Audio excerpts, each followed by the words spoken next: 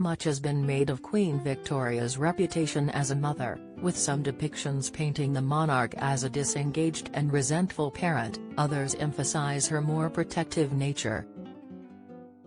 Victoria and her husband Albert, Prince Consort, had 9 children together, all with whom the Queen shared different relationships. The last of the couple's children was Princess Beatrice, known affectionately as Baby. Although Victoria and Albert indulged Beatrice more than her siblings, her role as the youngest child caused friction between mother and daughter later in life, with the princess's deviation from her destiny provoking a frosty reaction from Victoria.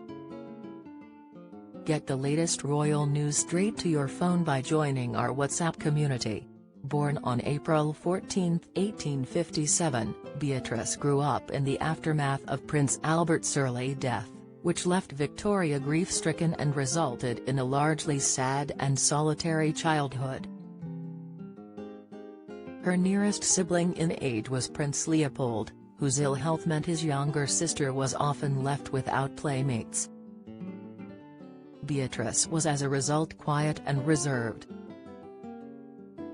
She soon began to fulfill her role as her mother's companion and helper, becoming Victoria's sole focus following the death of her beloved consort in 1861.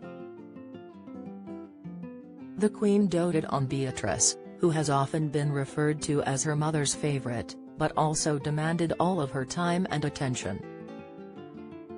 The 8 biggest bombshells in new royal TV series as Harry deemed dispensable by Queen. A new ITVX documentary is jam-packed with new hair-raising claims and insights into how the royal family has operated for the past few decades.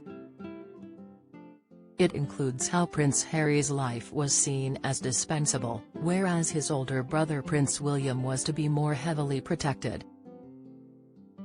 "Mine is a nature which requires being loved," Victoria reportedly told one of her sons-in-law. "I have lost almost all those who loved me most." As a result, marriage for Beatrice seemed unlikely. In fact, by the time the princess had come of age, the Queen dreaded the idea of her daughter leaving her so much that she forbade the mention of weddings in Beatrice's presence. The young princess, therefore, became increasingly withdrawn and isolated. As the youngest daughter, she was expected to uphold the customs of the time, give up any hope of marriage to spend her life as a caregiver and companion for her parent.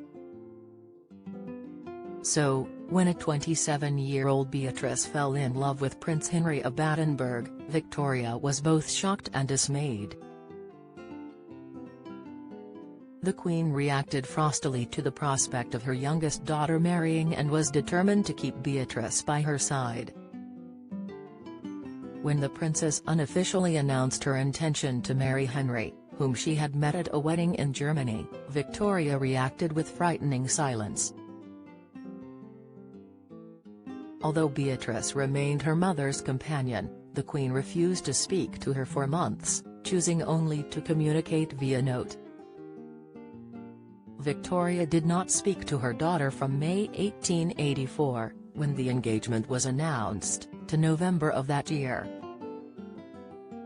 "What agonies, what despair, horror and dislike of the most violent kind," she wrote in her journal, "for the idea of my precious baby's marrying at all." However, when it became clear Beatrice could not be dissuaded, the Queen reluctantly gave her blessing on the marriage, with one condition. Victoria stipulated that Henry would come and live at her residence, meaning Beatrice would stay at her side. Don't miss. Poll: should Duchess of Edinburgh title go to Princess Charlotte? Poll: Andrew urged to move out of Royal Lodge. Latest: Meghan has obvious career path but Harry tipped for major change. Insight: Princess Beatrice and Prince Henry married at St Mildred's Church, Whippingham, on the Isle of Wight, on July 23, 1885. As promised, the couple made their home with Victoria at Osborne House, also on the island. In 1890, a private suite was created for them at the royal residence. By that point, the couple had 3 children, and in 1891 welcomed their 4th and final child. Beatrice maintained her role as her mother's companion, and Victoria made Henry Governor of the Isle of Wight. However, over the years, Henry grew restless at Osborne. Having once led a career in the Prussian army, he longed for his return to the military. On one occasion, he slipped away on a trip to Corsica, leading the Queen to send a warship to bring him back. Then, in late 1895, he persuaded Victoria to allow him to travel to West Africa to fight in the Ashanti War. Tragically, he caught malaria while there and died in January 1896 on the return journey.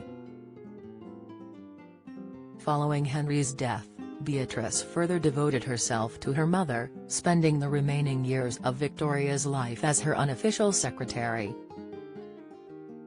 In her journal, the Queen recalled going over to Beatrice's room and sat a while with her. "She is so piteous in her misery." Beatrice succeeded her husband as Governor of the Isle of Wight, living first at Osborne with her mother and later making Carisbrooke Castle her home. For 25 years, until 1938, Beatrice's personal standard flew over Carisbrooke Castle when she was in residence. She died at the age of 87 at her last home, Brantridge Park, Sussex, in 1944, and was buried beside her husband at Whippingham.